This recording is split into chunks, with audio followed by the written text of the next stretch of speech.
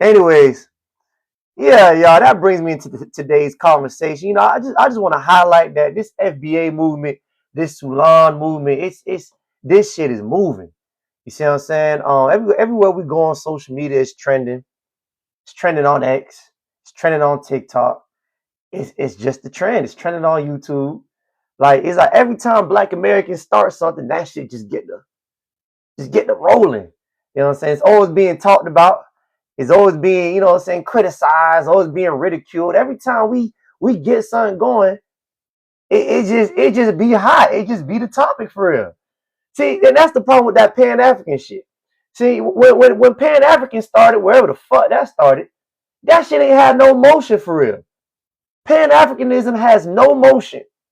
It ain't hitting the ground like this FBA shit is. And FBA is not a movement; it's just a lineage.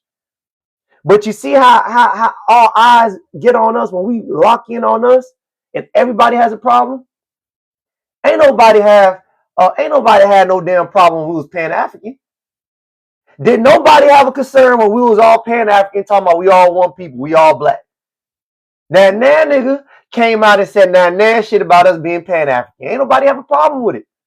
White people ain't have a problem with it. Your Asians ain't have a problem with it. That nigga had a problem with it. You know why? Because there was no motion behind it. That shit was pole. It was pole. That shit ain't had no motion behind it, no meaning, no results, no Pan-African for what, nigga? For what? Like, what is the cause? What is the agenda to do what? Y'all niggas ain't ready to fight, white supremacy. Yeah, these other groups of blacks ain't ready to go down there and just get the thumping for real. That's just not how they get down. They love it here in America too much. Being in America is too comfortable for a Pan-African movement. One more time. Being in America is too comfortable for a Pan-African movement. It won't last.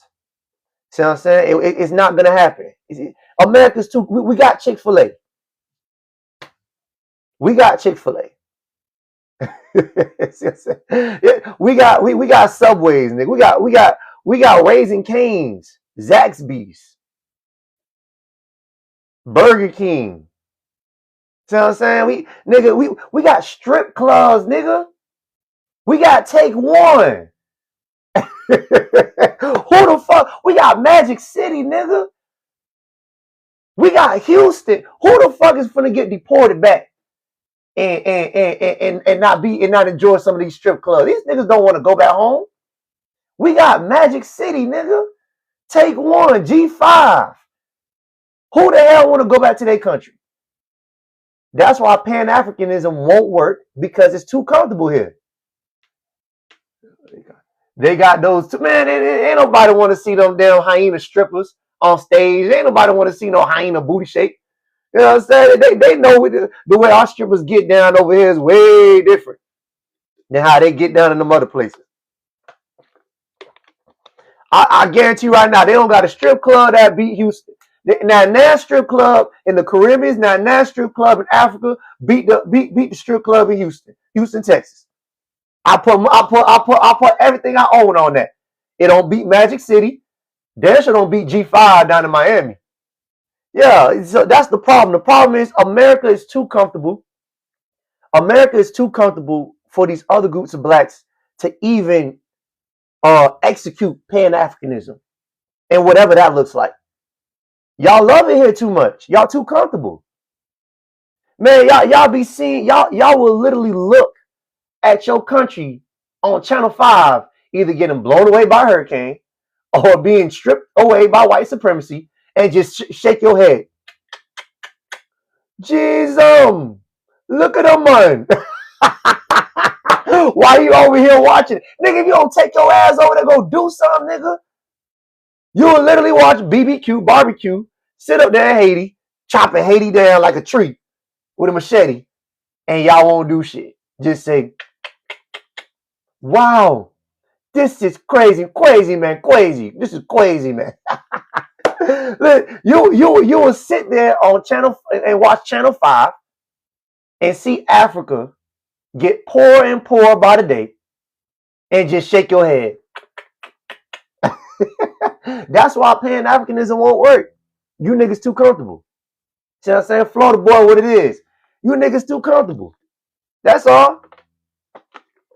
You like watching NFL Sunday football with me. You like watching NFL Sunday football with me. You like watching college football. You like NBA. You like LeBron James. You like going to the Heat games. See what I'm saying? You niggas, y'all don't want to do you too. If they were to say all immigrants go back home right now, you niggas will start crying. You niggas will get on your knees and no, please, no. That's why the Pan-African shit don't work. Yeah. So the FBA is not a hate crime. We just realized that you guys pretty much enjoy this white supremacy more than you enjoy the oppression on your island. One more time. You enjoy this white supremacy more than the oppression that's on your island. Yeah, niggas. That's what it is. Right. So when people say FBA is a hate crime and why we're targeting other groups of blacks, let me go ahead and say this. The reason why I would even say our focus, the reason why we're checking other groups of blacks is because what you other groups of blacks or you Caribbeans, you Africans don't understand is racism is not an individual activity. Yeah, so when y'all say, oh, focus on racism, not other groups of blacks, just shows us that you don't know how racism works. Racism isn't a white man's game. Racism is a team sport. It's a group activity. There's multiple people participating in slavery. It's not just, I'm not slavery. There's multiple people participating in racism. It's not just one race. It's the Latinos. It's the Mexicans. It's the damn Asians, the Indians. It's the damn other Europeans. It's some of you cuckoo bird immigrants that's coming in. It's a group activity, is what y'all fail to understand. So when y'all come, oh, why don't y'all worry about the white man? You came here adjacent to the white man. We have to deal with you. Right. Racism, the only reason racism works so well is because multiple groups of people are participating. It's not just white folks. Yeah, multiple groups of people are participating in racism. That's the only way racism could work so well. If racism was just white people, do y'all really think it will last this long or it'll be this effective? Like, do you really think that racism will work so well if it was just white people involved? They would have been got their ass whooped. Yeah, white people knew that they would have been got their ass whooped if it was just us and them in racism. That's why they opened up the borders. That's why they say, you know what? Let's go ahead and open up our country to other groups of people, whether they're Latinos, whether they're Caribbeans, Africans, whatever the case may be, because we know that oppression is happening on these other islands and these other continents and countries, and they're going to be desperate. They will vote in our favor, and then they'll be more docile and do whatever is needed in order to make sure that they stay here and enjoy Magic City, Take One, G5, the NFL, ESPN, electricity, running water, HBCUs, college, nigga. Yeah, you niggas, you enjoy it here too much. Right. So y'all got to get out of here with this whole why y'all not focused on racism. Some of you motherfuckers, y'all are part of the racism. You don't make sense. Third world logic. Yeah, some of you niggas, y'all are part of the racism. FBA sword, I don't know what you mean. I don't make sense. I don't get what you're talking about. Right. Yeah, some of you niggas are part of the racism.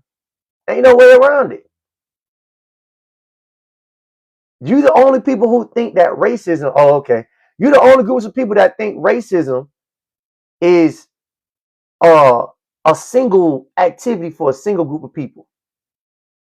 Nah, that's not how that shit go. But anyways, you know what I'm saying? I just wanted to shed a light on that because we're getting a lot of backlash, especially if you guys were on last night or yesterday. Boy, there was a heat of cuckoo bird immigrants in my comment section. And then the whole thing about it is they will swear up and down, oh, we're not the issue.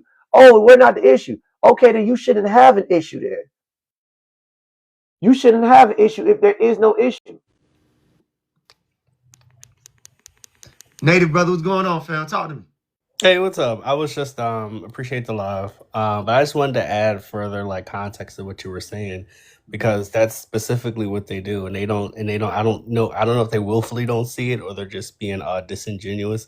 But would you agree that a tenet of white supremacy is saying that Black Americans don't have inventions in America, or they don't have culture, or they don't have this, or they don't have that? To me, that's a tenet of white supremacy because that's part of ethnic erasure. Right. And that's something that they engage in. So I think they think because we have the same skin color, the fact that you guys still act in lockstep with them, that's the issue. Like I had a discussion with, I was on the panel, and the guys in this chat, that's really why I came up, always shiesty. We was in like another live, and he was saying the worst things about Black Americans. Like, we have no inventions. They were even saying, they brought up something where, because we were saying, we were saying you guys leave your country, and they brought up this random article and said that all Black Americans fled to Nova Scotia, so we flee as well. What is that? I've never heard of that before. Like I've never heard of that before. So it's they all act the same. Like anytime you guys try to say Black Americans don't have a culture, we don't have music, we didn't create anything in America, you guys do what whitey racist people do. So I just wanted to further that point. Great point, brother. And you're absolutely right. You see, the thing about white supremacy is that these other groups of people think that they're not in line with them just because they look like us, like you mentioned. But they all have the same talking points. You see, white folks want us to be okay with not owning anything and not getting what we're owed. White people, every time we bring up our inventions or every time we bring up reparations, they always deflect and say, oh, no. No. You niggas don't deserve that. Hell no. That was so long ago. And then what simultaneously what we find out is other groups of people kind of sort of do the same thing in a different way. Like when it comes to our culture, everybody feels like they have a hand in it. And then when we say, hey, this is our culture. No, nigga. No. Jamaica helped you with hip hop, nigga. We helped you with that, nigga. Yes. Or the Africans would say, no, nigga, you didn't create the Fed, nigga. You got that from the white boy. The white boy created the Fed. That was crazy. Now, that was crazy. So they all do the same thing. And then, and it's like they want us to be okay with not owning anything. This is the whole game. This is the game. The game is everybody who's not Black American, they want Black Americans to be okay with not owning anything, not having full rights to their culture, not having full rights to their history. Everybody wants to play a part and everybody wants to take when it's convenient. White people don't want us to have reparations. The other groups of Blacks don't want us to have our culture and history. They want to interfere with that. And they don't want us to have the term or be able to coin the term Black here in America. So it's like everybody doesn't want Black Americans to have their own identity, their own reparation, their own economics. Because the whole thing is everybody profits off of Black Americans. So there is no money. I want to tell y'all this. There's nothing personal going on. There's nothing personal about racism. It's not a personal game. It's not they don't like us. It's more so, and it's not that some of the Caribbeans it's personal, some of them. But the whole thing is there's no money in Black Americans owning their culture, their history, and having control of their communities. There's no money for everybody in that. The minute we own our culture, we're able to gatekeep other groups of people out. That means you won't see too many Latino rappers. You might not see too many Caribbean rappers, African rappers. You might not see white boy rappers. See what I'm saying? You won't see the Ooish community controlling our industries, our rap industries. There's no money in it. Why the hell would white folks want us to be able to control that? And why would other groups of Blacks want us to be in a position where we could kick them out of certain things that we fought for. They won't be able to benefit. See what I'm saying? So this whole game is about it's about money. It's about economics and control. It's never nothing personal. It's never, oh, we don't like you. It's always, how can we profit off of these niggas? Yeah. What's the best way? And the thing is, like, they don't profit by adding. So, like, say for instance, if you ask like someone from the continent of Africa or some people in the Caribbean to say positive things about Americans, it's like pulling their arm. But these things are are easily looked up. Like, we can talk about the richest black person in America. He's not an athlete. He's not an actor or singer. His name is David Stewart. He owns an IT service company that's worldwide, that was started by a black American, that he owns it, and he's worth billions of dollars. And that's just one example. Like, it's like they don't take, and they know it's not true, but they don't take the time to look up black history. That's why I said they function just like white people, because what them and white people will say is that we're on EBT, that we have single mothers and stuff like that. That's how they don't research shit. Yeah. They don't look up nothing. They don't come with no stats. They try to play the white game, which is I'm white and I say so. So that's what these other blacks try to do. Oh, nigga, cause I say so, so it's true, nigga. Cause it's true, nigga. Cause I say you don't own nothing, you didn't do nothing, so it's true. But then we come back and we say, well, here's the facts. Here's the resources that we have. This is what we're done. No, nigga, no. So there's no winning in it, because they're not trying to be historically and accurately correct. They're not trying to be precise. They're not trying to be correct. They're trying to undermine us to make themselves feel better and continue to do what they've been doing, which is coming here as economic refugees and taking from the things that we built. Them giving us our props and them saying, well, we have this and this does belong to us, doesn't benefit them. Because then it will say, well, then what are you doing then? Then why are you not contributing then? See what I'm saying? So they don't want to have to give us our props. They don't want to have to give us our credit. Right. So the host is spreading conservative propaganda. Yeah, baby Kazi, and you out there spreading monkey juice. Yeah. You out there spreading monkey juice between your legs and shit. Right. If I'm spreading propaganda, you out there spreading monkey juice. You got a hyena by his nuts right now out there. Yeah. So don't tell me what I'm out there spreading before I start telling what you out there spreading. I don't see how Black American history and excellence is white tea conservative talking points. Well, you know, we are conservative right now. I would say this is being conservative right now because there's a need for it. There is a real need to be conservative right now. Let me prove it. Okay. Yeah. Yeah, there is a real need to be conservative right now.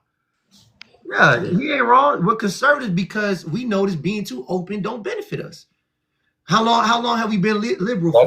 That's not what you're conserving. You're moving along with white supremacy talking points like the same way that Trump and all these people are anti-immigrant. What you're doing is spreading that propaganda into the Black community because Black people aren't typically anti-immigrant. So they need a Black face to do these talking points. Like you, I guarantee you're not an African American. I can tell by the way you talk. I'm not African American. I can tell you're not a Black American either.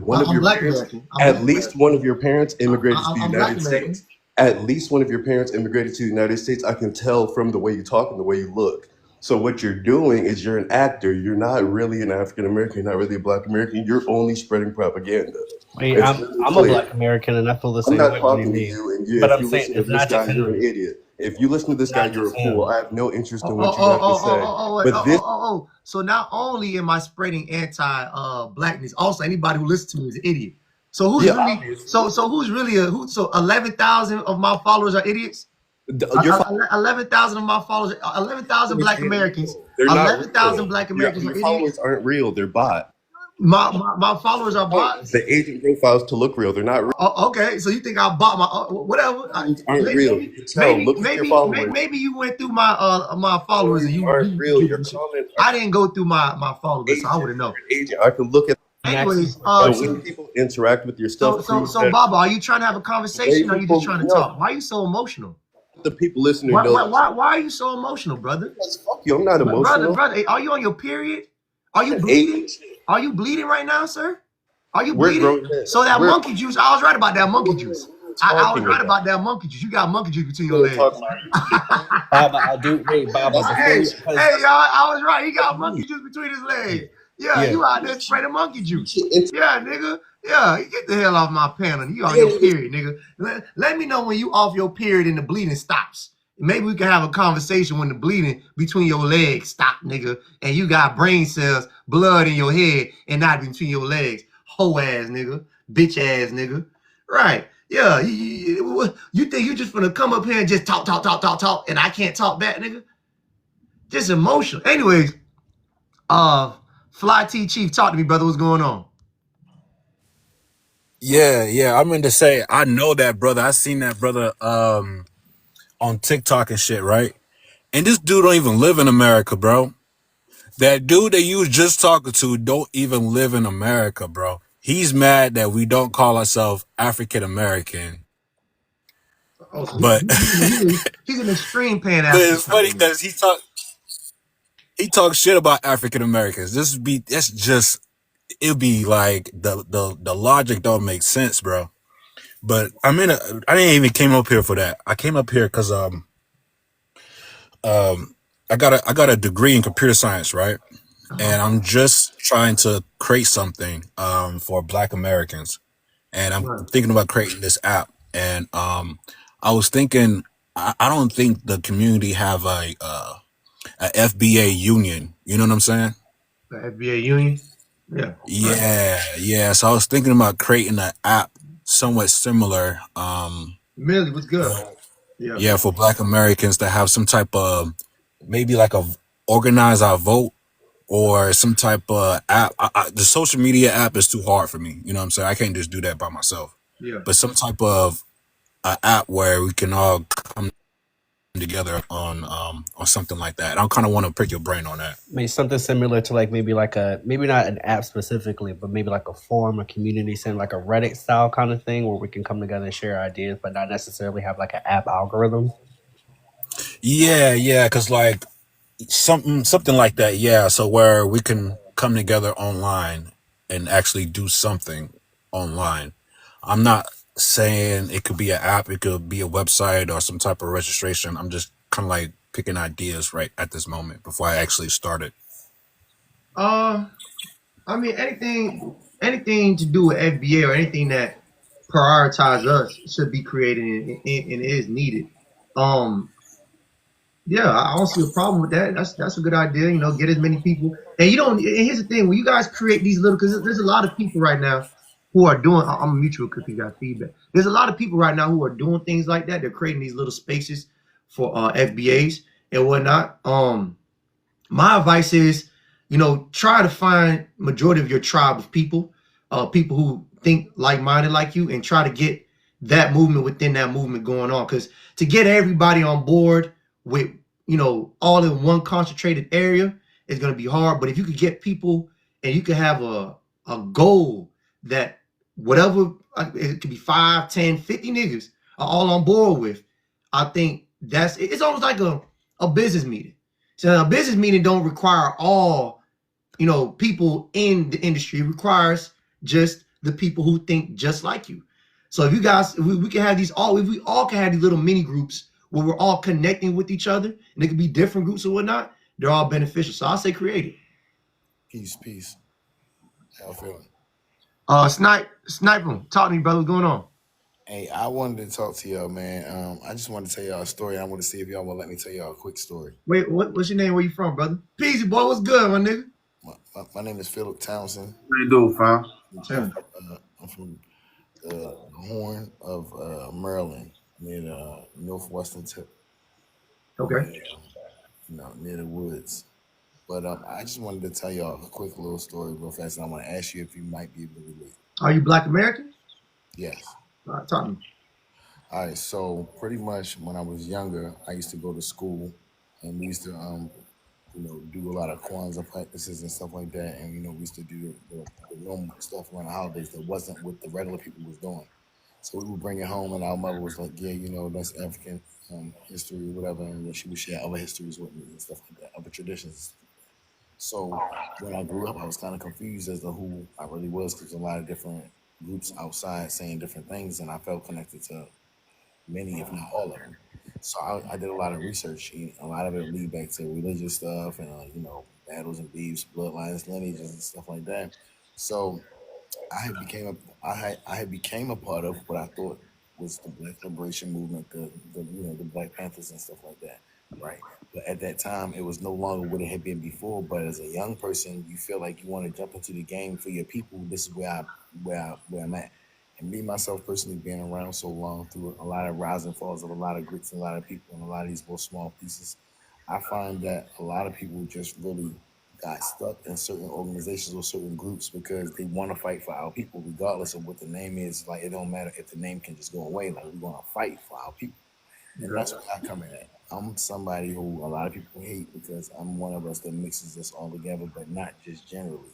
I mean, most people who tell me about FBA, they tell me that FBAs are descendants of slavery and have no immigrant ancestry. I give them that respect because that's who they say they are.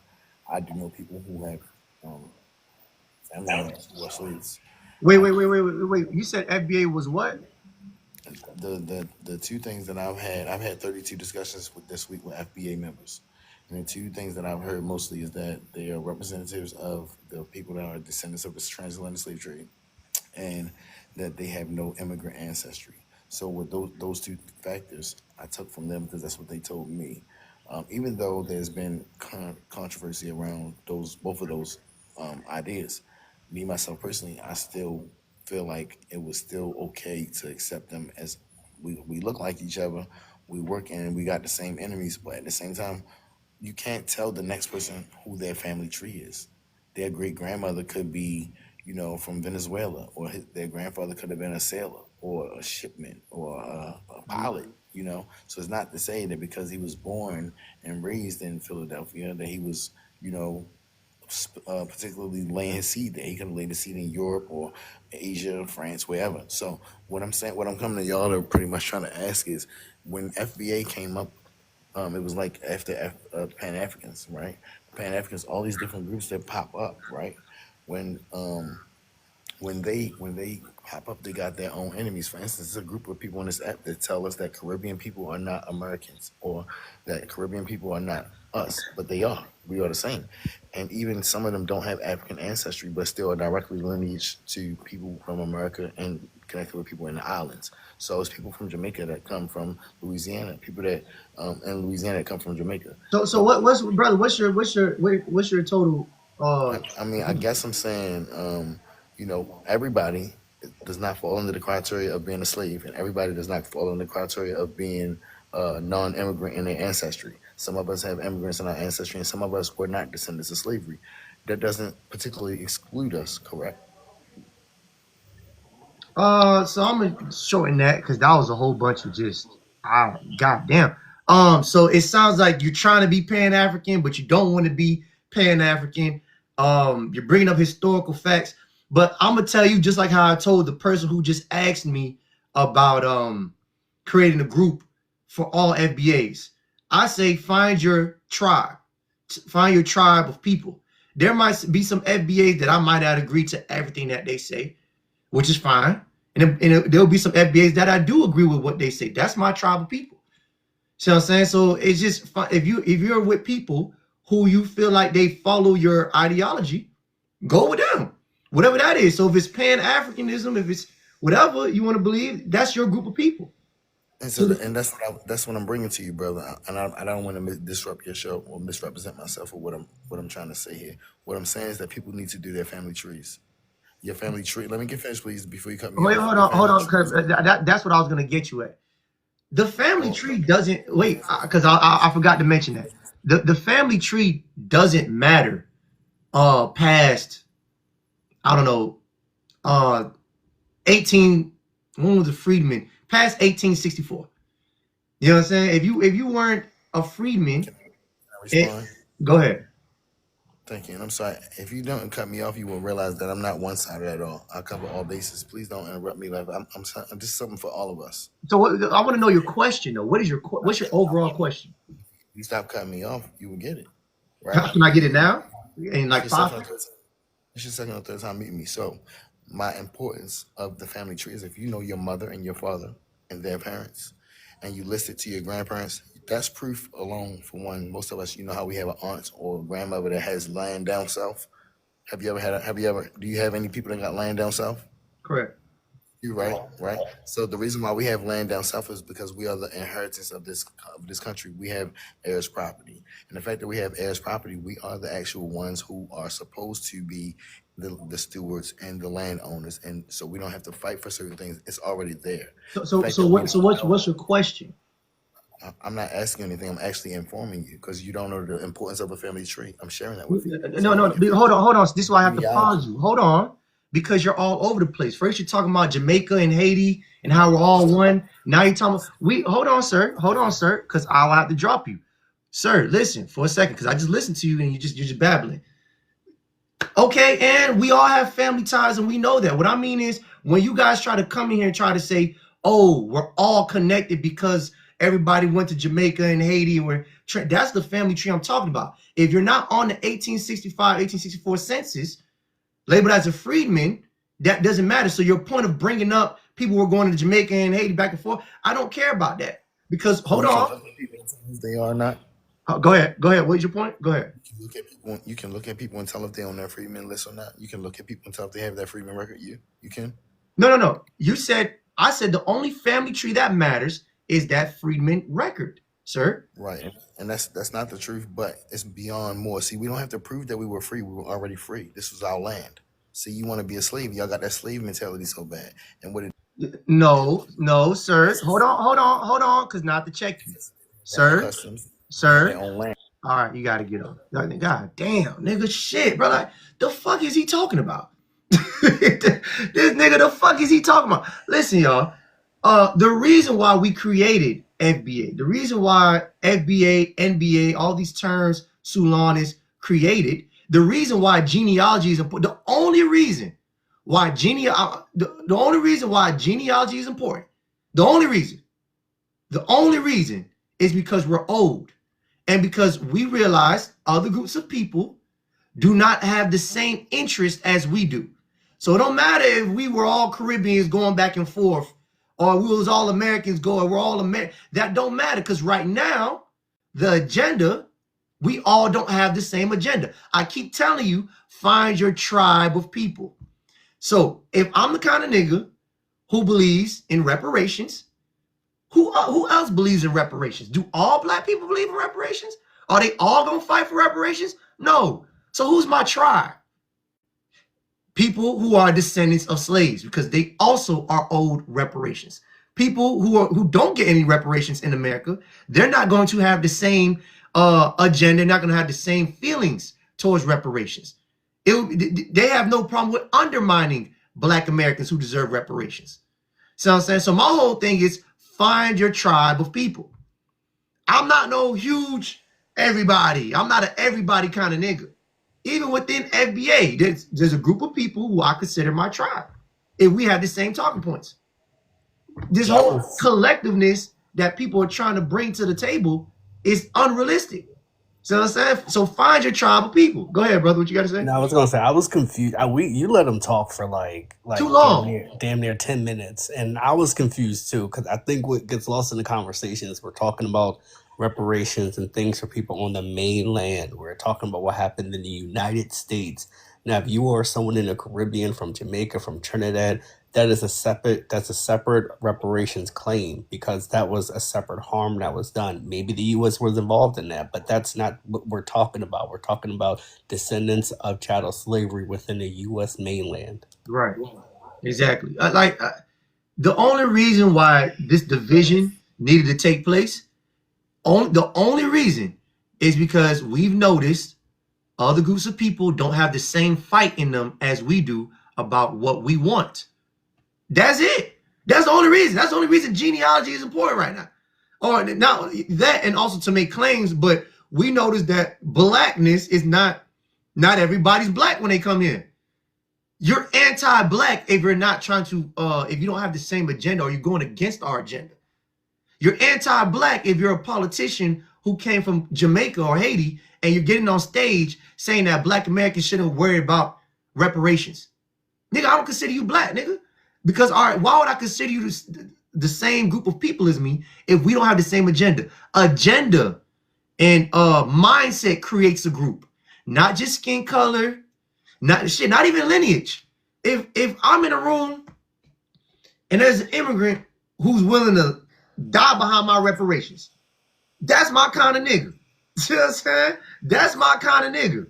He right there, peasy. You know what I'm saying? That's my kind of nigga. So it's not just about saying, oh, we're not them. It's about finding people who have the same mindset. Like the brother I told before, he said, I want to create a space for FBA. I say, listen, find the same group of people who have the same mindset and have a goal. Focus on that. And y'all can build up your own little community within that. And then whoever wants to join can join. I don't never speak for everybody. I just don't do that. Anyways, Peasy, talk to me, brother. What's going on? What they do, family love, man. Shit, man. I'm just, watching your live right now. I ain't really got too much to say today, but I seen one brother like just slurring hate. I know you don't really care about stuff like that, but people got to start throwing out the police and the Fed word around like that, bro. Like, you just can't do that, man. Man, them niggas scared and jealous, nigga. Yeah, them niggas, they mad because they can't get shit popping on their lives. Ain't nobody coming and check in on them to see what the fuck they got going on. They baby mama cheating on them with a nigga with a big dick. You know what I'm saying? She getting ran through. Yeah, most of these niggas who come on my panel, they frustrated, angry, and them niggas ain't got, you know what I'm saying? They ain't got shit going. So they come over here mad as hell to me, trying to put all their frustrations. Because if you a money getting nigga, you ain't got time to be debating with me about some shit that you don't agree with. You know what I'm saying? Obviously, you frustrated about some shit at home. You obviously don't look too good because you won't come on the camera and show what you look like and have your own lie. You know what I'm saying? Right, nigga. So you coming over here to throw a wrench in some shit that I'm doing. You know what I'm saying? Because you mad. Right, so I don't pay them niggas no mind.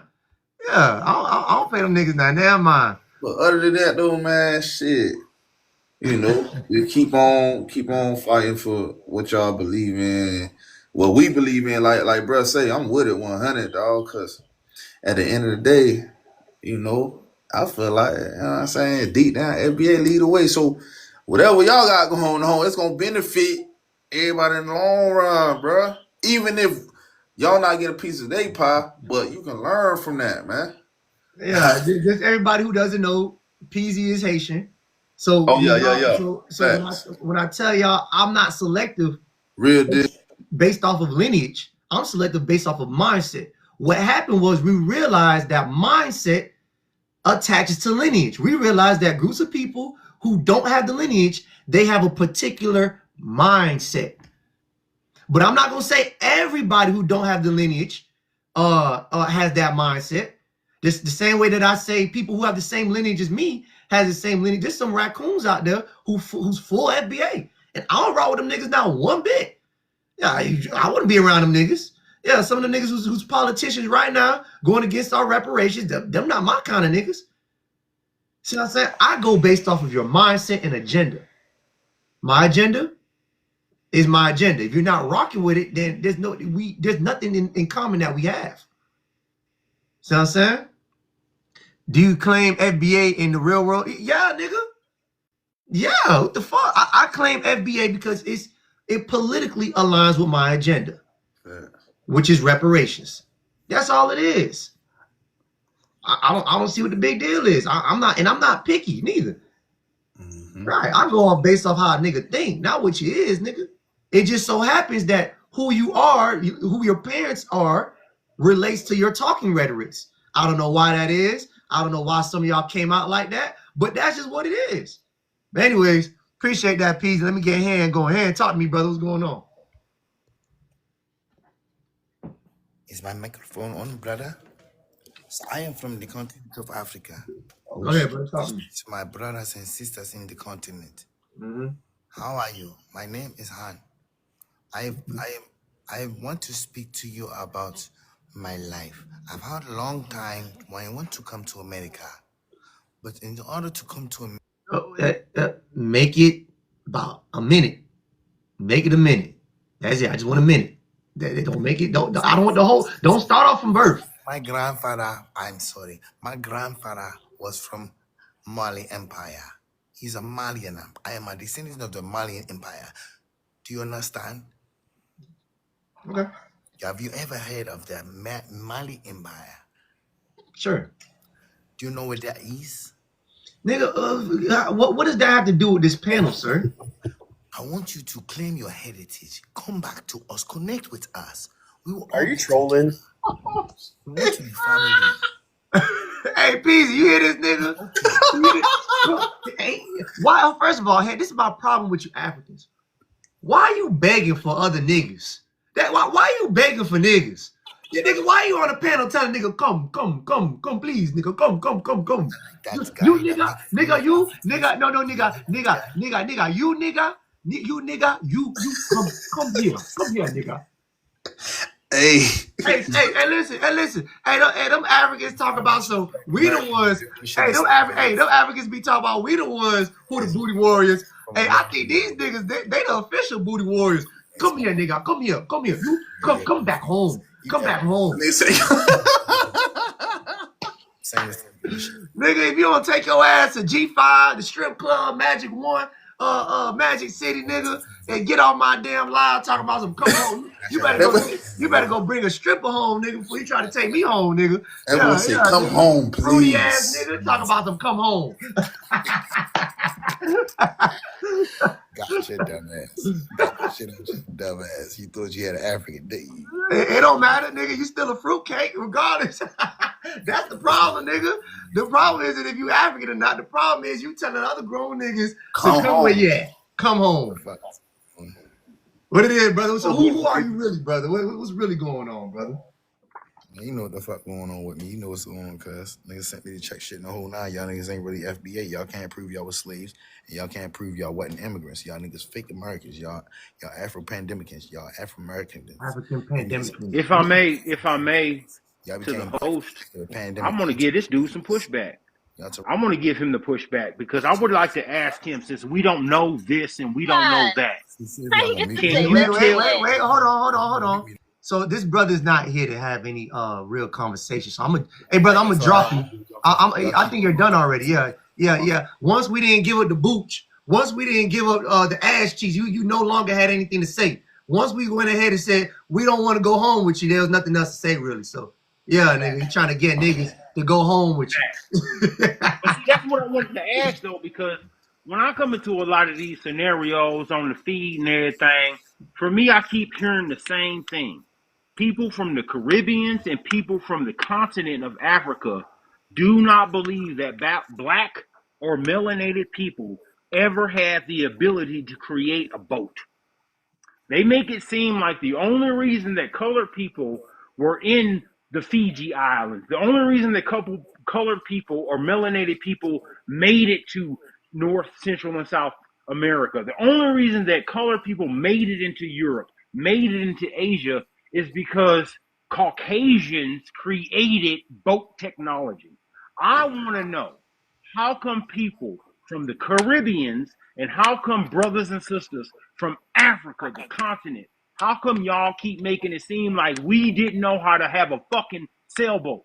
We didn't know how to coast. I want to add to that. Let me land my plane, sister, and I'll let you speak. Just let me land my plane. Hold on, brother. Real quick, I want to apologize to Dez. You was next, but the brother was already. Yeah, my bad. He was already rolling. So go ahead, brother. You can land your plane. Go ahead. No, I ain't mean to cut you off, sister. You know what I'm saying? If you was next, I do apologize for that. I don't mean to cut off a sister while she's trying to bring something to the table. Yeah, but I was trying to. This is something that I can't understand. Mm-hmm. As a Negro from over here, I don't understand why these colored folk from Africa, why these people from Jamaica, Haiti, Trinidad, all of these places, the diaspora, why do they keep talking to us like the only people who had boats historically, the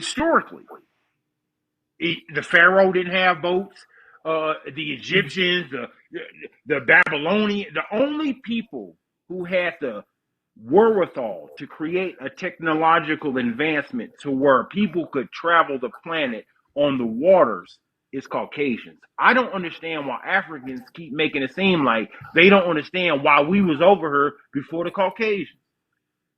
Well, buddy, you know what I want to say this real quick. I'm gonna let Dez talk. You know, the whole game is this. I already broke down the game. The game for the white supremacy and these other groups of blacks is for Black Americans to not control anything or own anything, not their culture, not their history, not nothing in economics, not nothing in America. White people don't want us controlling anything. Caribbeans, Africans, they don't want us claiming our culture and history. It's all a take. Nah, nigga, you couldn't have, nigga. Not you, nigga. Everybody else but you, nigga.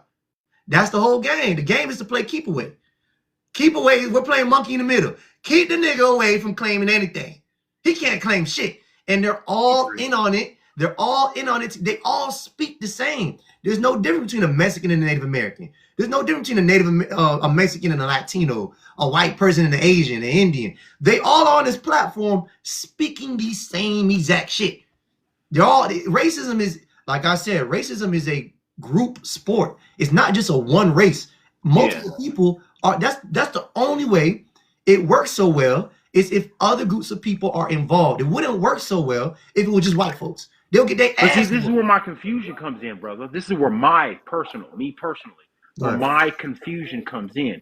I don't understand when we look at history, when we read the documents, when we look at the data, when we look at the historical context, and we look at the murals, we study all of it. It don't serve them a purpose. It don't serve them a purpose. Hold on, no. When we look at it, why is it that Africans and other people from the diaspora make it seem like Caucasians are the only people who created boats?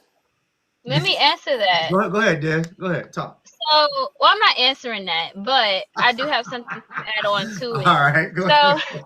I'm Jamaican American, so I'm playing devil's advocate right now.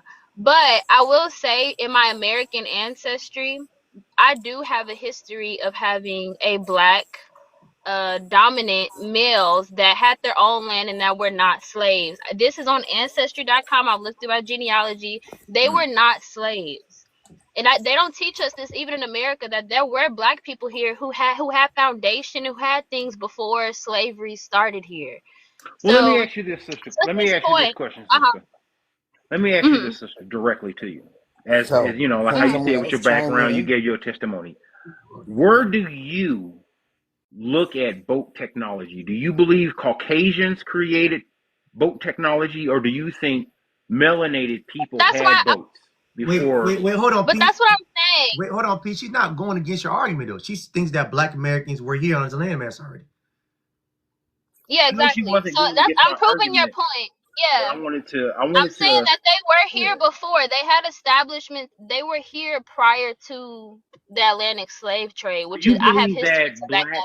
Or melanated people ancestrally, or thousands of years, you believe that we did have the capability to sail the seas before the Europeans? Of course, black people dominated prior to white colonialism or white people conquering the earth is fairly new. Yeah. That's a new thing. Black people conquered the earth way before white people ever had any type of control over what it is today. But that's what I'm saying to further your point. I have actual proof, like biological proof, that my ancestors that were black here were not slaves at all by any means. I don't disagree with that. I know there were freedmen and free. No, that's not my question. My question is about a specific point of technology. When I hear these conversations, wait, hold on. Go ahead, Prince. You will be next after the conversation. You can say whatever. But go ahead, Palms. I was just going to in the Psalms. I was just going to say that when I engage in these types of conversations, I hear a lot of smoke from the diaspora side of the fence, and they always try to make it seem like the concept of black or melanated people being in North and South America is it can't be true, because the only reason that black people came to the Americas is because of the slave trade. For me, it makes me think that black people in Africa don't believe that black people have the capability or ever had the capability to create a fucking boat. Hold on, Sons, because you're talking to the wrong person. I don't think she has anything to say that. But I do have somebody. Hold on, Des. Wait. I do have somebody who do have something to say for you, Psalms, and I'll bring him up right now. Peasy, I'm gonna drop you real quick. I'll keep you on, Psalms, so you can talk to this brother right here. You know what I'm saying? This Psalms, this is for you. This person particularly is for you, Psalms. Let me answer it. Yeah, let the sister cook first. Go ahead. Be respectful to the sister. Let her cook. I think that's something as a whole Black people had to kind of struggle with and kind of figure out, because that's what they teach us. No matter where you are in the world, that Black people are dumb. We weren't able to do this. We weren't able to do that. And that's something we had to learn in opposition of. And for Caribbean people, I'm not, they're trapped in that same. We live in a world of white supremacy, right? They teach us, they give us our books, they tell us what we need to learn, they tell us what we need to know about ourselves. That's part of their education, which they have to relearn and get rid of. Well, let me tell you this. Let me tell you like this, sister. The Caribbeans isn't a continent. It's not a mainland. The Caribbeans is a chain of islands. Right. So that's no. You see, we're getting carried away to a conversation so Desi, it's your turn. Is there something that don't respond back? Is there something you want to say or a question that you have to say? No, I'm good. I can get out of here. Okay, all right, thank you. Yeah, because we got all right now. We got other people on the channel who trying to, you know what I'm saying. Anyways, Prince Red, talk to me. Yeah, well, how you doing? Being an American and sitting down listening to you guys talk on these platforms, you want to get information from both sides. But what I found is that nobody tends to give the opposition enough time to talk. You guys don't really discern whether or not the history is true. And I find that this is quite alarming. It's kind of like a sounding hall. If they don't agree with you, you drop them. Can you get to your question before you get dropped? How can we learn both sides if you don't hear both sides? Can you tell me your side now? Well, I don't have a side. I'm trying to discern. But when I listen to your the fuck is going on with you niggas today? What the fuck is going on? What the hell? What is you niggas problems today? You want to have? You niggas want to waste my time today. That's what the fuck is going on. You nigga, Prince. No, actually, I'm wondering what you are. Prince, are you an African? Get the fuck out of here. You niggas, man, you niggas need to go get you a girlfriend. You niggas need to go get another job or something. God damn. You niggas just, What's going on? Do you have something to say today? Or I have to drop you again? Stop feeding that stupid ideology that Black Americans are indigenous to North America. We're going to have fun with you. Give me a second. You got something else to say?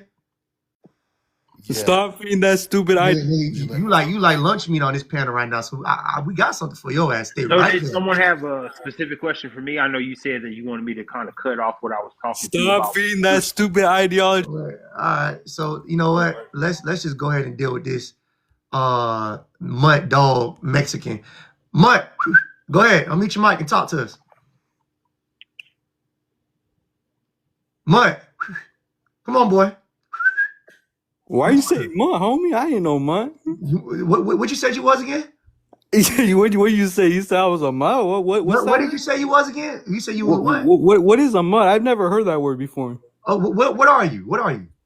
Huh? What are you? I'm Arab and Mexican.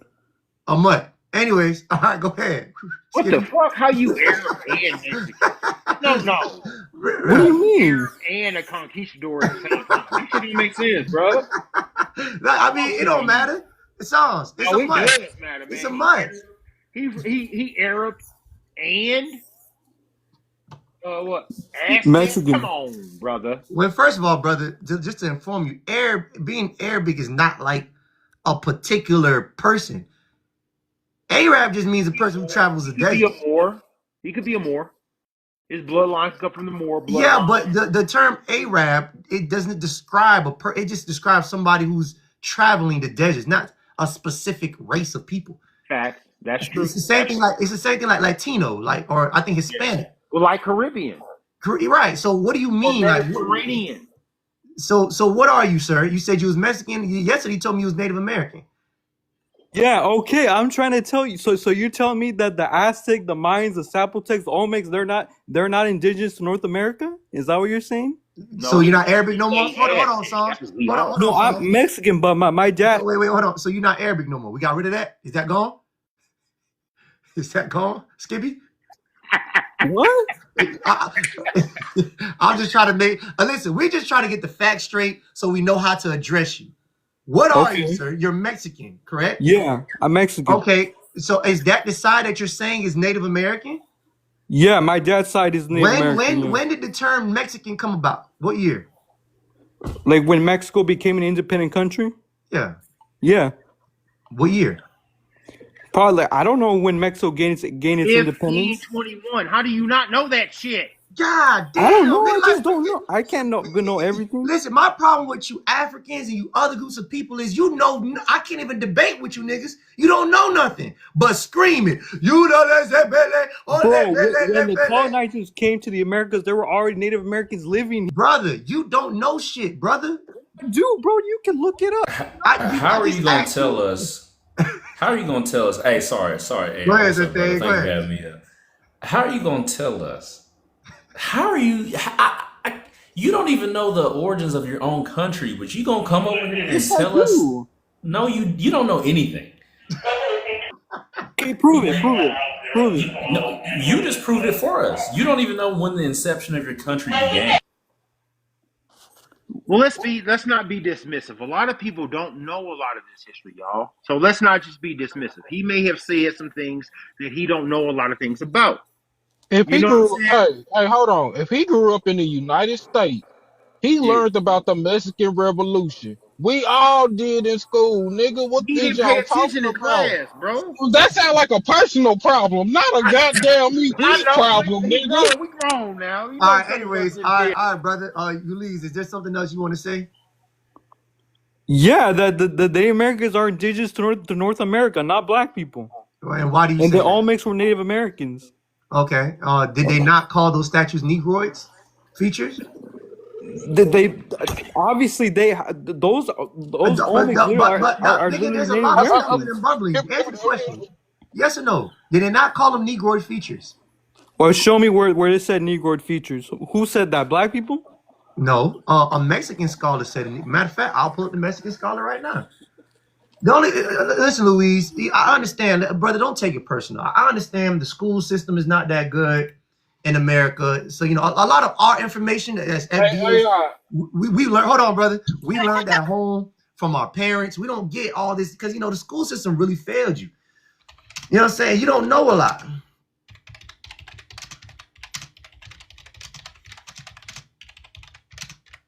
Statue. Go ahead, Pharaoh. You can talk. While I put up this statue. I was just saying that I'll be right back. I got to do my fatherly duties real quick. All right, go ahead, brother. Do what you got to do. So are you saying the Olmecs weren't Native Americans?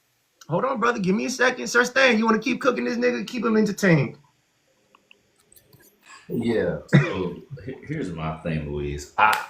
What proof do you have that there weren't black Native Americans already here? How about that? Prove that to me. Prove to me that there weren't. Because black people came through slave ships. How simple is that? That's the only way we got over here. Yep. Well, thank you, Sir Stain. Let me go ahead and give him with facts. So you ready? Ulysses? Yeah. So the Mexican scholar you're referring to is Jose Marie Melgar Serrano. Hold on. You got feedback. In 1862, he was the first person to describe and publish the findings about the colossal Olmec heads discovered in Tres Zappos, Veracruz in his writings accounts. And Melgar remarked that the features of the stone head were Ethiopian in type, meaning he thought that he resembled African descendants. So they think because the Olmec, because they have wide noses, wide lips, you think that they're black people? Like there are other races that have wide lips and wide nigga, what noses? The fuck else? How the hell you describe a nigga? What the fuck else you need? Duh, nigga. the fuck? Is that your reason for why you think the Olmecs were First of all, let's rewind your question so you can hear how stupid you sound.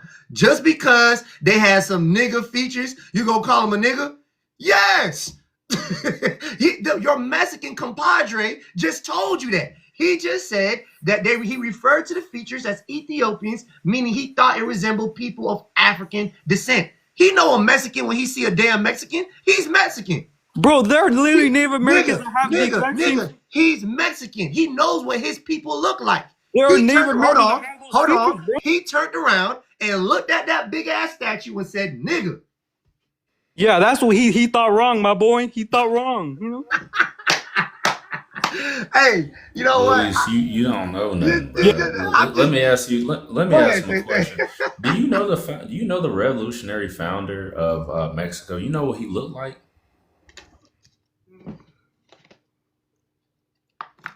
Oh, Mexican, however you want to say it, that they were indigenous Native Americans. You didn't hear a single word I just asked you.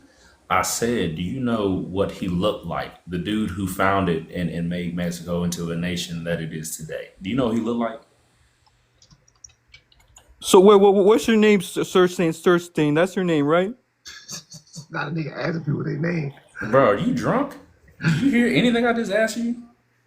Sirstein, what I want to hear from you. Why do you think that the Olmecs were black and not Native Americans? We just told you, nigga. we just told you because your people told us that it was a nigga. Those aren't your people. I'm sorry, I hate to say it, but those aren't your people, guys. Come on. All right, sir. So, Luis, you have no evidence. You have no facts to bring. Do you have scholarship of anything, sir? Dates, records? Do you have anything to offer me, sir? Your nonsense type of ideology. So that's a no. We're gonna drop. Yeah, I can say something real quick. Well, he's gone, but let me get this girl going. Ronika, Naomi, I might be saying the name wrong. Talk to me, sis. What's going on? It's Vernicia. How are you guys doing? Oh, I butchered that name. My bad. Go ahead, sis. My bad. No, you're good. I'm Black American FBA. Okay. I was just coming on because I heard this young man speaking. I just think it's kind of sad seeing the amount of work like our people have done for this country, and then all these other, I guess, minorities come on here and are ungrateful and saying that we don't have a culture, we don't contribute to anything. I just think it's stupid. Like, I just feel bad for him because I just feel like he doesn't know what he's talking about. And instead of him actually taking the time to educate himself, he's just coming to our space and speaking a bunch of nonsense. So that's what I had to say for right now. But I was just listening, and I agree with what y'all were saying. Yeah. Yeah, I appreciate you, sis. Yeah, we just using him as food bait. That's it. You know what I'm saying? Listen, this panel is very hostile. I'm letting y'all know this off rip. I run a very hostile panel. If you don't have your shit together, you can't come on my panel because we're going to eat you up and I'm going to use you for content. So don't come up here empty-handed. So if you're brave enough to come on my space, if you're going to distract me for what I want to talk about, you better come up here with your shit together because you will get ate up and then dropped. Simple as that. Anyways, DJ, talk to me, homie. What's good? What's good, man? I just want to say this. A lot of people don't understand. It was over 240 tribes that occupied this land before any Caucasian ever seen this land, right? Mm-hmm. And it was us. Like my grandma, I'm from New Orleans or whatever.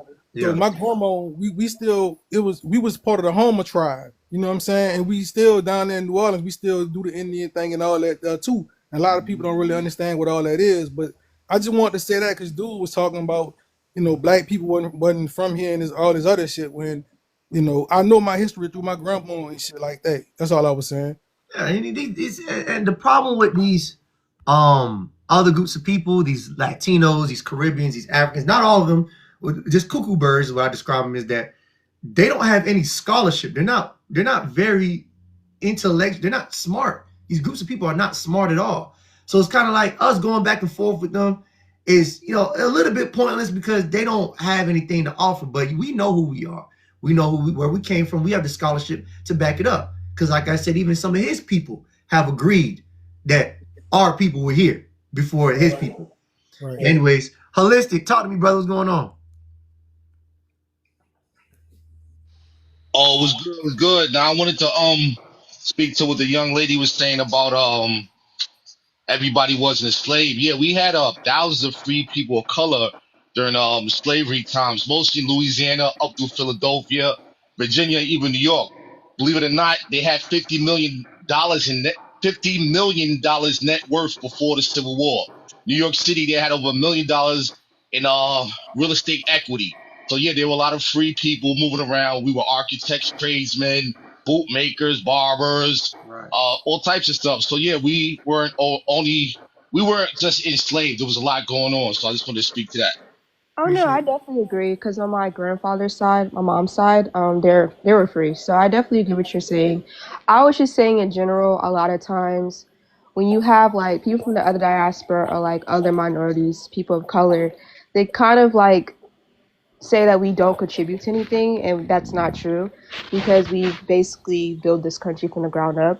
So that's what I was saying basically. I never said that there was definitely a point in time where we had a lot of Black Americans that were free from slavery or during the time of slavery.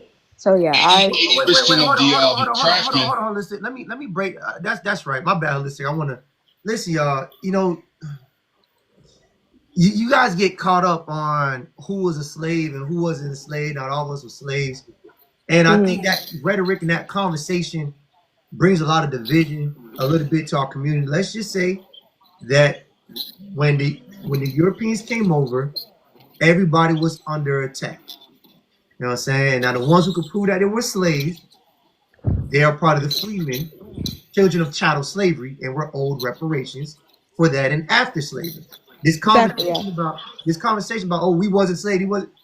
First of all, you gotta understand something. The Indians themselves, whether you want to call them Native Americans or Black Indians, they participated in slavery. It just was different. If I wanted to beef with another tribe and I won, I'm gonna grab me about 5 niggas, and they're about to be indentured servitudes. Now, depending on the contract, some people had short time. Some people, shit, you with me forever. And some people gambled their freedom away. If you out there rolling dice, you couldn't crack 4, 5, 6. I own you now, depending if you can pay up or not. So the formalities of slavery always existed here in America before Europeans got here. When the Europeans got here, they were trading amongst slaves with my catdues and their Africans or even white people. There was no specifics about who was a slave. It wasn't a race thing. White people came over with their indentured servitudes and with some of their Africans, and we gave them some of our Black Indians. This intertwine has so this conversation. I wasn't a slave. It's gonna be hard to prove because if you wasn't a freedman, there's no way that you wasn't. We can't prove that you wasn't a Black Indian slave. See what I'm saying? Like, how do you know you wasn't a slave within a tribe? These things, see what I'm saying? So we can't get caught up on what we all wasn't. Man, slavery was across the world. Everybody participated in it. See what I'm saying? It became different when white people came over and then they decided to put a skin tone to it. They brought over chattel slavery, which is something that's very different than the regular slavery that's been practiced. And the proof of this is because they came out with the 1662 Baby Follows the Womb, where they decided to say, well, if your mother is a slave, then you are now a slave if she gave birth to you. That was never done before. That is what you consider chattel slavery. And they weren't specific. It was just a legal status on who they considered a slave or what woman they considered a slave. Your daddy could have been a white man, could have been an Indian, could have been Black. You was a slave in 1662 if they labeled your mother as a slave. Anyways, that's what I want to say to that. Ari, did you want to say something? I can't pronounce your name.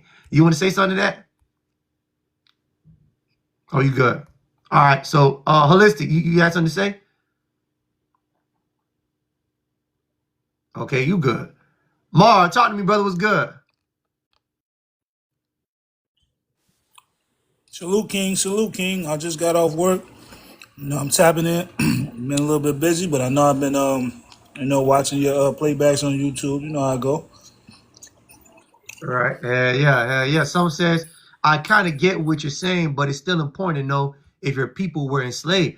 I'm going with the fact that my people was a slave. I know for sure because when I do my genealogy, it traces back to being a freedman. And freedmen are chattel, children chattel of slavery. Now, I don't understand where this discourse is coming from, saying, oh, I never was a slave. Like, y'all trying to brag about it. It's kind of like, okay, that means you don't deserve any reparations for slavery? Do we cut off a fraction of your reparations? Can I put that in my pocket? Right. So we all, I just go on there. I just like to say we all were slaves.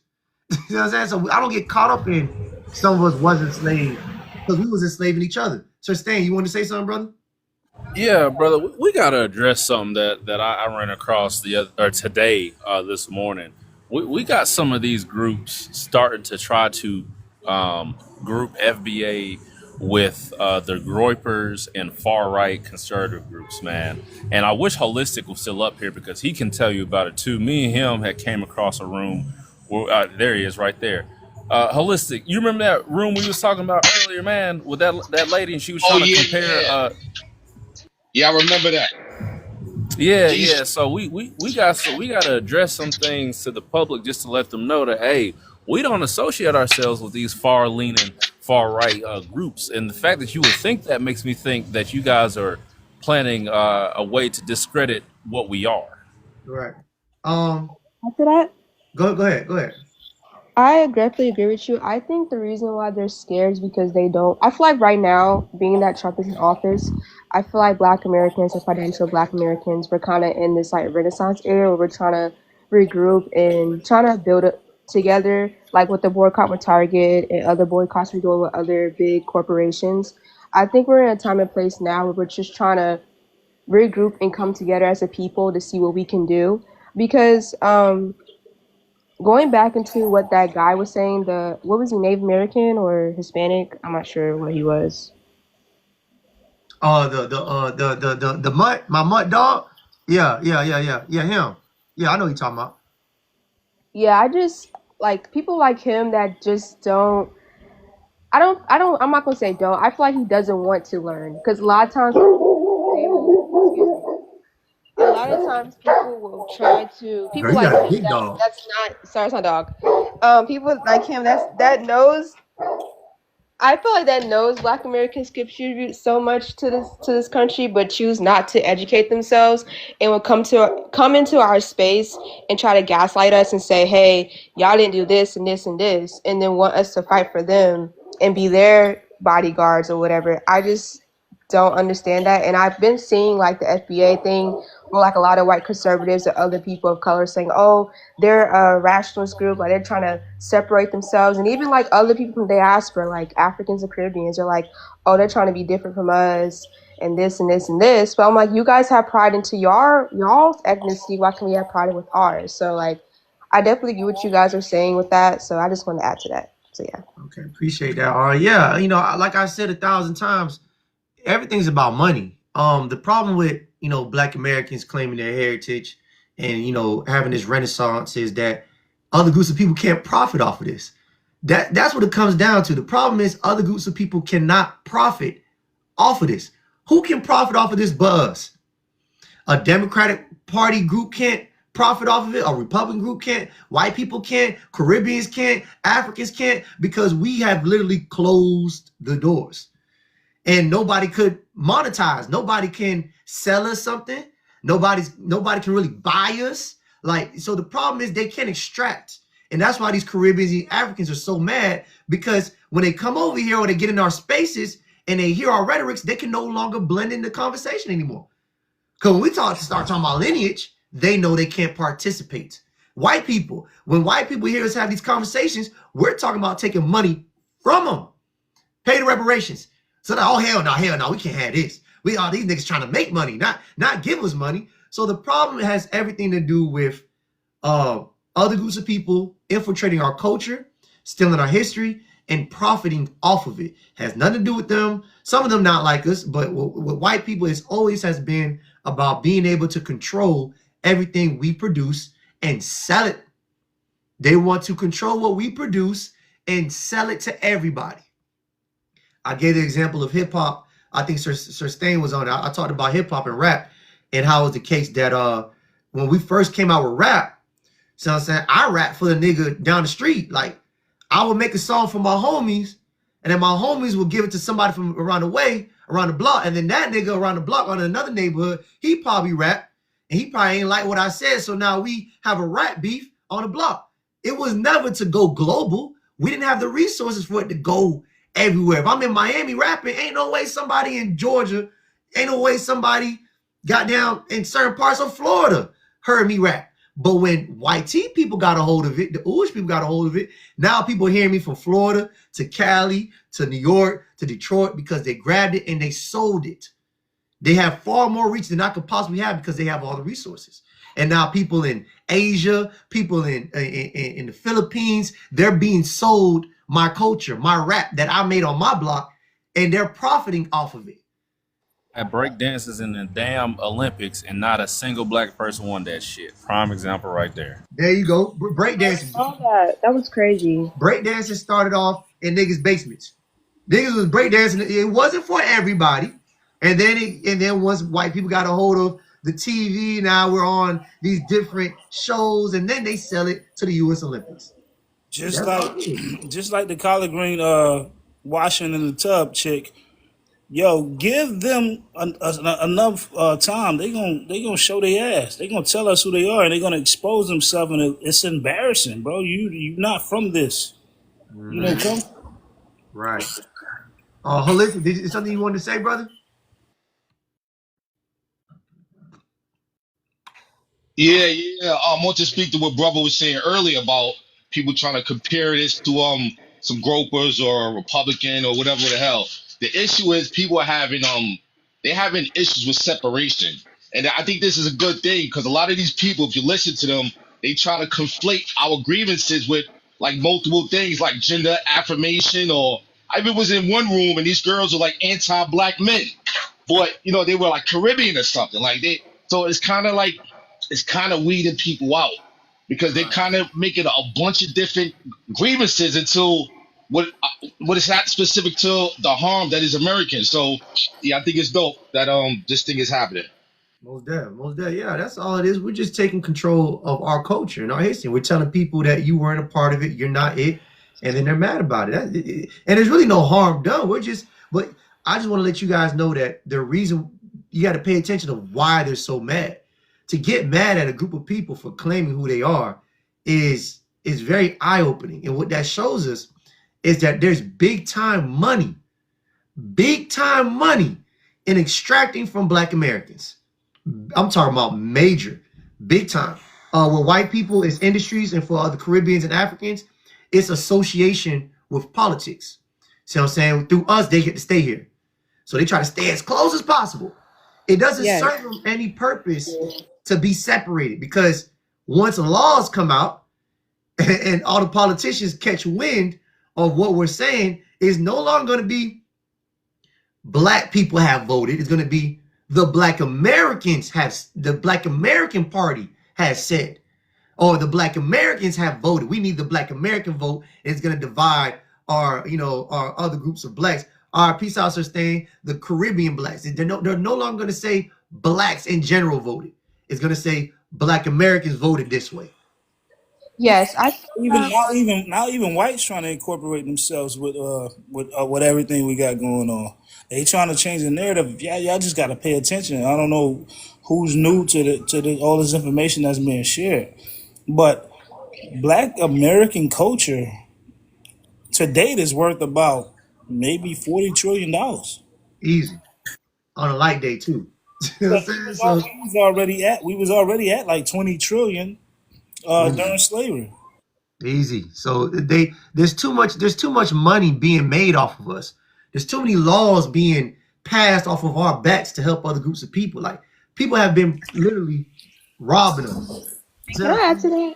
Go ahead. I've noticed too, like a lot of, like, say for Asians, for instance, like in the 1930s, like if you watch Sinners, you can see like the Asian community living with Black people in this Delta, Mississippi, and it was a documentary that had came out about how it was white people stay in their lane, Asians stay in their lane, and Black people stay in their lane.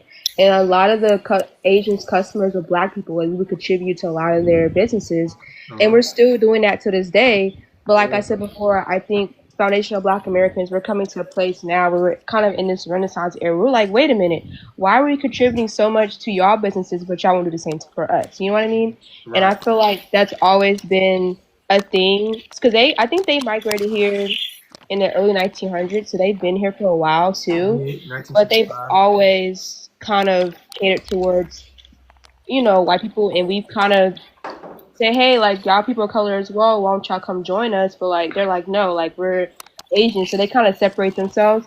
And like I feel like at a point like now, like we're just like, okay, like we need to focus on our own people. You know what I mean? Right. So, and I really like that Ryan Coogler like showcased that, because like when she was like, "Come on in, motherfuckers," it kind of showed you like, oh, like yeah, they're like in our spaces, but when it's time for us to band together, like they leave us behind, we have to fend for ourselves. So I think a lot of Black Americans are like really realizing that and like, okay, we need to start doing our own thing now. We need to start trying to help other people, because at the end of the day, like when we turn around, it's just us. You know what I mean? Right. So Renisha, I'll add 2 points to that. Not only in that movie did it display that, in that movie she spoke for us. She decided to choose our chaos, which even didn't even have nothing to do with her. You wasn't really that beneficial in the movie. So that's how right. they are on this land. And I'm telling you, I don't eat from Asians. I'm not racist. I just don't eat from them because I see how they operate. I've seen Yeah. how they operate in the kitchen. And 9 times out of 10 in Miami, it's a Haitian in the back, anyways. But I'll say this. Another point is it was a documentary about the Delta, and they interviewed a Asian. Asian. I'm a Haitian Asian, whatever, same person. They interviewed an Asian, and the Asian said they asked him why y'all never participated in the fight or whatever, and he said, well, simply to put it, we're cowards. I said that's all I needed to hear. Wow, that And he makes a lot of laughed. sense. He smiled and laughed while he was saying it. Yeah. Hey, so far, go ahead, brother. You got something to say? Yeah. What's up, family? How y'all doing? Good. FBA all day. Chi-Town checking in. This Chi-Town's new detective on the scene. So Hell yeah. I'm one of those guys that like to move the conversation going on versus these tethers trying to hold it up. And I just want to drop some real critical knowledge because I've been studying colonial America like crazy. So check this out. They like to focus on the transatlantic slave trade because we know what 350,000 Africans came over, total 1808. But they like to neglect the domestic slave trade. Everybody, y'all have to study the domestic slave trade and the westward expansion. We was free this whole entire fucking time west of the Mississippi. The English didn't come over until what 1804 after Lewis and Clark. So after 1812, that's when the English started taking over these territories and bringing them into the Union, kidnapping people by the hundreds of thousands. Boo Boo was good, boy. Go ahead, bro. Putting the Redskins on reservations, the whole nine. So when you find these free ancestors that's owning land from the East Coast to the West Coast to the Great Lakes, that's the reason why we experienced slavery far later into the 1800s. That's why it's so fresh on our memory. That's why it's such a stain like how it is. And it doesn't affect, it doesn't, what's my word? Well, hold on, brother. Be more specific. You mean we didn't experience chattel slavery? Slavery was going on. Right. You're right. Chattel slavery. Chattel slavery. They started bringing in they started kidnapping mad black people following the westward expansion. Because if you follow the history of the 13 colonies, they primarily stayed there until they got French up out of here. When they got French and Britain up out of here, that's when they started coming to these occupied territories that wasn't really fully discovered and taking the indigenous and putting them into slavery. That's how the population went from 1.2 million to an increase of 3.8 million in a short span of 40 years. You got it all wrong. Be proud of your answer. Nah, get this man up out of here, man. Fuck out of here. Hold on, brother. Don't be proud of your ancestors, okay? You leave. This is your last time. Your ancestors. I'm gonna block you next time because you're a mud dog. Your ancestors come from. My ancestors are here. My ancestors are from here. You know what I'm saying? So point blank. Right. So brother, appreciate that. Yeah, you know, we all know that, you know, we're indigenous. That talking point in itself, like it's at the point where we don't went ahead and backed up with resources, scholarship. I don't even like to do the DNA. I don't even get into the DNA stuff. I get into historical records, laws, and actual scholarship that proves that we've been here. Everything, even about us even being freed. Or I don't even get into that conversation. All I know is we were here, and the white man couldn't tell the difference between Negroes or the people he brought from North Africa or West Africa from the black Indians who were already here. There's already many laws that state that he couldn't tell the difference between the slaves. He even came out and said, if I were to give you a head count of how many Indian slaves we had, it would be impossible because there is no distinction. That's written in the book, the Indian colonial slavery, colonialism. I'll drop it in the chat.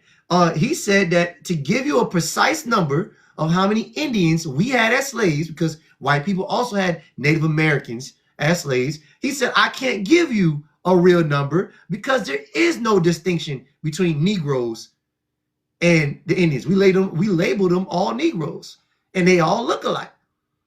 So I can't tell you, nigga. So that proves that and that's all we really need.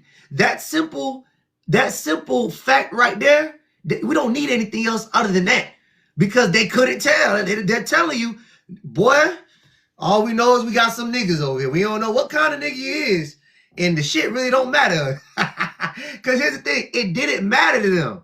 Like this whole conception that they just needed Africans. They needed Africans. Just needed the African ones. It's a lie. They didn't need the African ones. They were using whatever they had. So they didn't need to go to Africa to get some slaves. Go ahead. Let me say one more thing, and then I gotta finish working. So yeah, that was but see, that's the ploy that the tethers like to use. They like to focus on the transatlantic slave trade, and that's why we keep having these discussions over and over again. So I just wanted to point that out. Yeah, I mean, we can't leave out the transatlantic slave. That happened. No, yeah, not leaving it out. It's just that they hyper focus on that, and it's like there's no more introduction of Africans after 1808. Oh, well, there's a few, but it wasn't significant to the population. So it's like I'm glad you know that, brother. Yeah, that 1808. That's an important fact that the slave trade stopped in 1808. Yes. Slavery continued in 1865. So if you only brung over 300,000 niggas and you stopped there at 1808, 300,000 niggas doesn't even fill up Miami. Man, talk it. So, but let me go. Go ahead, brother. Peace out. Peace out. Yeah. So 300,000 niggas doesn't even fill out a city in the United States. Or not, at least not Miami. So how could that populate a whole country? And you stop the Atlantic slave trade. Niggas was already here. And you already admitted through documents that you couldn't tell the difference between the niggas and the other niggas. They all niggas. This nigga and that nigga, you couldn't tell the difference. So when Africans say, well, nigga, you look like me, nigga, I also look like that black Indian over there too, nigga. Which nigga we talking about? Who's more the nigga? Can you tell me who's more the nigga? Go ahead. Okay, so I'm an HBCU graduate. I went to Hampton University. I would say from my experience there was a lot of African professors that I had, and they were very xenophobic. So so they would basically, like, if it was like, say there were like a couple of African students in our class, they would kind of lift them up more. And then if it was like a Black American students, because it was multiple students that were being called stupid by my African chair and the African dean of the School of Science. And I had to report them because I'm just like, you can't come to my people's space, talk down on us, and then expect us not to say anything. You know what I mean? And they got their degrees from these white institutions. And I guess now that they're being treated badly there, they want to come over here to our space and be like, oh, well, you're not as smart as I would be if I was at this white institution. And I just, that kind of rubbed me the wrong way. And I've also noticed too that they'll go after someone that's dark skinned, like me being a dark skinned Black woman. Right. They'll be like, "Oh, you're African. You're African. There's no way you're Black American." But say my brother, my mom, that's lighter than me. They're like, "Oh, there's no way they're African." So I think it's kind of like a whitewash mentality, where they think is darker means African and lighter means I guess, American. You know what I mean? Yeah, So they hate light skinned people. They don't like light skinned folks. yeah, they like I remember we had went into an African store because my mom's best friend, she had has a child that's half African. I literally walked in. She was like, "Oh my God, like you look like you're from Ghana or Nigeria," and I'm like, "No, I'm black. I'm foundational Black American." And this is my mom. She was like, "Oh, like there's no way you're African," and I'm just like, "What the hell?" Like Yeah. that was so crazy to me that the fact that my mom is lighter than me, they did just assume like, oh, like there's no way she's like, even though we're not African, but like, They hate the light skinned you ones. see what I'm saying? Them Africans hate anything Yeah. that ain't dark because they be jealous as hell Mhm. and they be wanting, Yes. they tired of looking black. And there's nothing wrong with looking black as fuck. But in their mind, Yeah. they know what it is. They know if your mama gets seen by one of their husband gone. That nigga gone. You know what I'm saying? He going straight for your mama because Yeah. them niggas don't know how to act when they see someone a little bit lighter. Cause it's rare over there on that continent. That's why them African dark skinned Africans hate the light skinned ones over here because they know exactly what their African man is going for. See us, we don't give a damn. Cause Yeah. we know what it is here. That don't mean It's so nothing. much jealousy. It's unnecessary. And then like the fact that you come into my people's space and pushing xenophobia makes no sense to me. But if you're at a white school, you're not gonna do that. You know what I mean? So it's kind of just dumb. Like they feel so like with the Essence Fest. Why is the CEO of the Essence Fest? Why is she African? That's a Black American thing. She does not need to be control of the Essence Fest. That's our thing. That's what we created. You know what I mean? Well, to correct you on that, we did sell it to her. Mm-hmm. But my only rebuttal to that is, Okay. yeah, even when we sold it to her, you see what she did. She hired nothing but African people. The whole staff was African. So that's just very eye-opening of how they do when they get in certain spots is they put each other on and then they Africanize the whole goddamn the whole goddamn show, the whole goddamn what's essence the festival.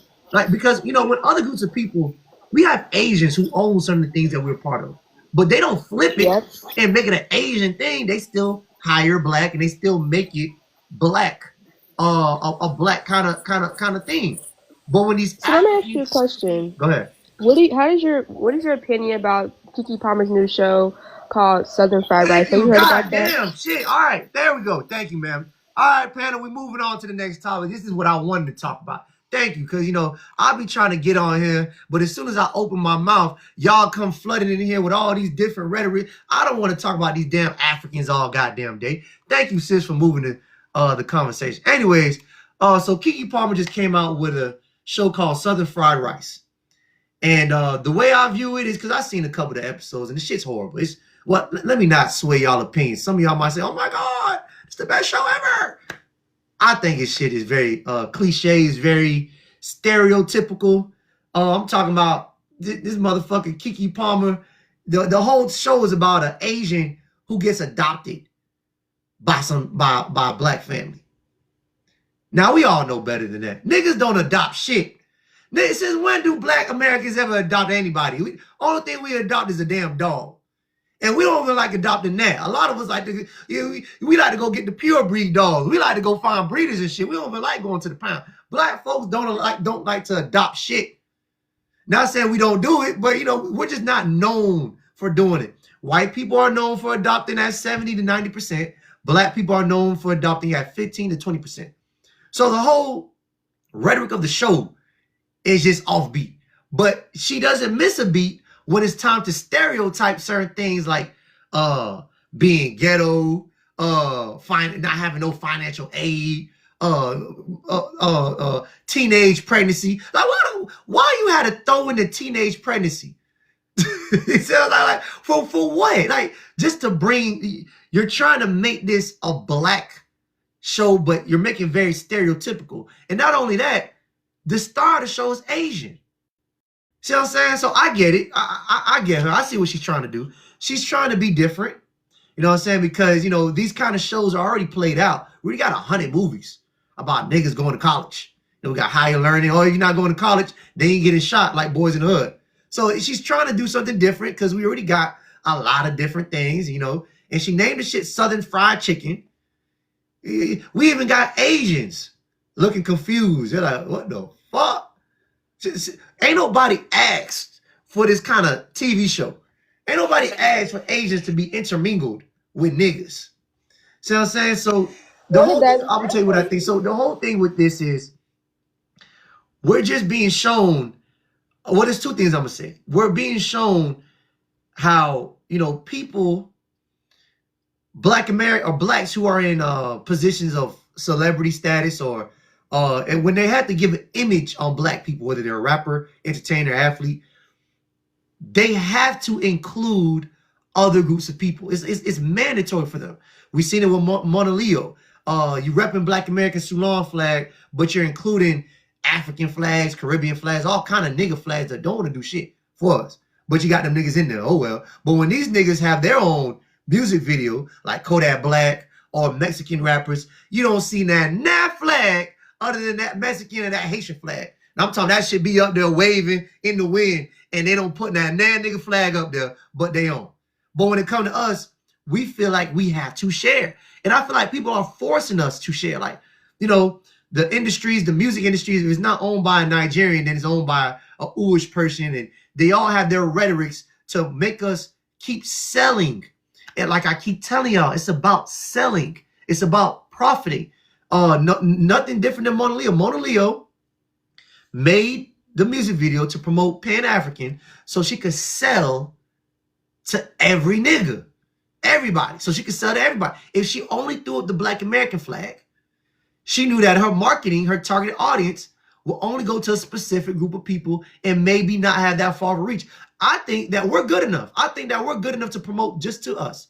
If you were to promote just to us, I think we have enough clout, we have enough motion to push it across the globe. But she felt like, well, her manager is Nigerian. She felt like in order to get on, she had to market to everybody. Same thing with Keke Palmer. You felt the need to throw in an Asian motherfucker when Asians don't have a history of including us in any of their movies. Well, all right, fine. The Last Karate Kid, Jackie Chan and Jaden Smith. Fuck it. One time. And Jaden Smith, right. Anyways, see what I'm saying? So you included that nigga, but they don't have a history of being opening to us. And then even in that movie, they even like niggas in that. They were racist as fuck to Jaden. Rush Hour. Man, Rush Hour, man. We included Jackie Chan in Rush Hour.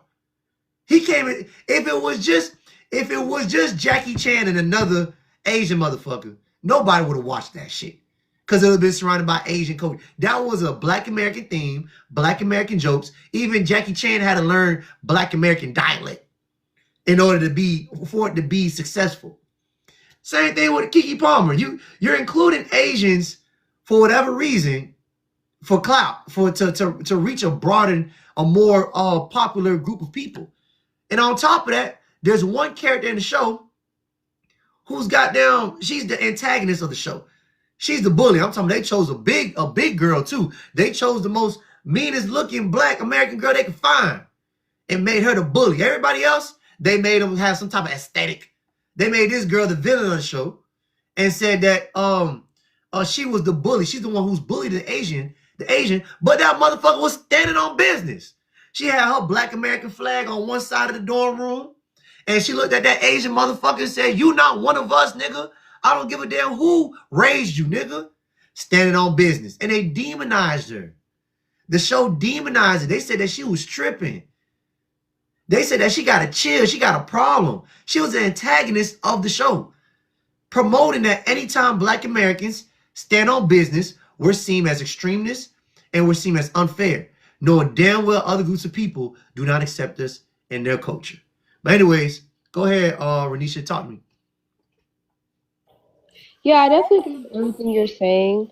I wanted to add to the part about how a lot of times they'll try to culture vulture or take part of our culture.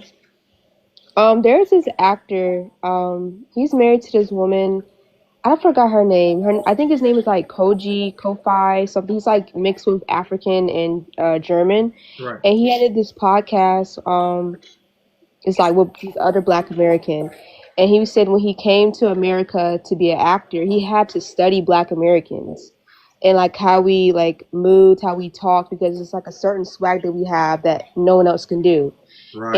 And I just thought that was kind of funny because a lot of times people or people from like let it be from the out of diaspora or like people that's not black, they're like, oh well, black Americans, we don't have this and this and this, but they literally have to study us to do what we have to do, like, you know what I mean? So to add to what you were saying,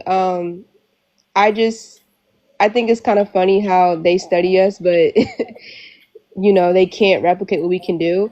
And then with the Southern Fried Rice thing, there were so many stories she could have told in a time like this, especially since Asians got rid of affirmative action, something that we fought so hard to get for our people, and they just took it away because they weren't getting into Ivy League schools. And I just thought like it was very tone deaf for Keke Palmer to do, especially right now, to just throw that into our face and expect us to watch it. And the thing is, Asian people are not going to watch that. It's going to be black people that watch that show. It's not going to be Asians because they never support anything we do. So wouldn't it make sense for her to make a show where it's an Asian woman that's adopted by a black family to be put in the HBCU? And in being that too, she didn't even graduate from the HBCU. She has no idea what the life is like, how to experience it, what it is to be an HBCU grad. So it just didn't make any sense what she did. So that's why I wanted to bring that up. But yeah. Yeah. To me, it do make sense what she did. It makes sense for her personal gain, which is to, like I said, whoever. Here's what I always say: FTM. FTM means follow the money. If you guys just follow the money will tell you why people do things. People don't just do things for no reason. FTM, follow the money. If you follow the money with Mono Leo, it goes back to a Nigerian manager. If you follow the money with Keke Palmer, the producer who orchestrated the show is going to follow back to somebody who's behind why she made this decision. So we always have to do FTM, follow the money. The money will tell you. Let's look at Charlie Kirk. If you follow the money with Charlie Kirk, the white boy who got his neck peeled back, if you follow the money, he was back behind Uish people. They were paying him $100 million annually. That means he got $100 million up front. That's up front money. So they're paying him to have these rhetorics. Some of the rhetorics might not even be his for real. But if you follow the money, you will see why people do what they do. The money will always tell you what people. I want to go ahead and like get y'all minds to think about economics. Everything's about economics. That's all it is. It's nothing personal. It's all about money. And then we noticed and we're delineating, or I decided to be to make sure I delineate from other groups of people, because everybody has a reason. People do it because it's a lineage and it belongs to them. I do it because it's my lineage. And also I noticed that people like to steal and they like to benefit themselves economically and give us crumbs. So Keke Palmer, the Asian, I promise if we follow the money, there's a real reason of why she did it. So I'm saying there's probably a certain group she's trying to appeal to. What's up, Lex? There's probably a group she's trying to appeal to. There's probably somebody behind it. Whoever her funders or supporters are, they're supporting this action. See what I'm saying? So yeah, that's all we have to do. The story ain't make any sense. Niggas don't adopt Asians. Niggas don't adopt dogs. We go to breeders. You know what I'm saying? And then like how you mentioned, she's using stereotypes. I think we seen some lesbians in the show. I didn't finish watching. I'm pretty sure there's gonna be some, other groups of people in there. I ain't got nothing against that group of people. I'm just saying, why is when it comes to our people, it always has to be that in there. Like, why can't we have others? Like how you mentioned, she could have went in a total different direction. She could have made us, she could have made a spin-off Marvel version of us where we had superpowers. She could have made us business owners of trying to navigate through the corporate world. Business owners going against white owners. That would have been, I would watch that. There could have been many directions that we could have went that could have represented our lives in different ways than what they tried to keep feeding us. Mark, I'm gonna get out of here. Can I? Go ahead. Ronisha, you brought up a great point. Me, I don't even watch movies unless it's like a classic. My mind just be on like trying to create and just get focused. And as far as TV shows, I gotta be locked in. You gotta really sell me on watching TV shows. So I watched 15 seconds of a preview, and I was like, oh no, they got her. They got her. When I saw that, she's extremely talented. I think she's a national treasure when it comes to the black community. However, you do what them people say. If not, you get flatlined. You know what I'm saying? A lot of people can't stand it not to go back to being normal or being less than or feeling that way. You know what I mean? It's all a mental thought. Me, if I ever was famous and they took it away, I'd probably have little stash spots or whatever. But I already know that that's how it go. So with that, it was so left field. It's like, whoa. I know, like I pay attention, or I know, I pay attention when somebody is plotting. I'm like, wait, what's this one? Maybe I ain't paid attention to what something I'm missing. Okay, what? This whole like, who wrote the script? That's what we got to look at. Who wrote the script? Who's the writers? Who wrote the characters? You know what I mean? Who does the? I just got 15 seconds of it. Y'all giving me more than what I already got because when I saw it, I was like, nah. I love martial arts films. I love karate and all of that. I love all of that. But that didn't even make sense to me. Tokyo Drift was okay. Bow Wow in Tokyo. I mean, that's cool. But all that other little, how they mixing with us, like that didn't make sense to me. Yeah, no, the difference is Keke Palmer put this girl in our culture. Everything you mentioned, it was kind of like a common interest where, you know, groups of people could like cars, so you can make Tokyo Drift. So I'm saying groups of people could like kung fu or martial arts, but you put this Asian girl in the culture, like in the family, like, you know what I'm saying? Bow Wow wasn't in an Asian family during Tokyo Drift. So I'm saying whoever was playing it, he just was somebody who participated.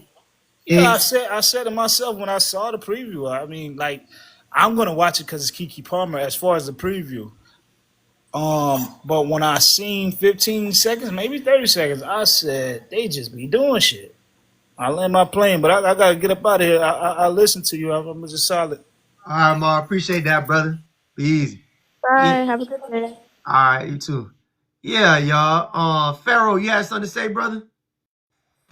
Yeah, I got something to say. I ain't gonna lie. I really don't need to help with people on the new show because we already know what game she got to play to get her to. So why even bother?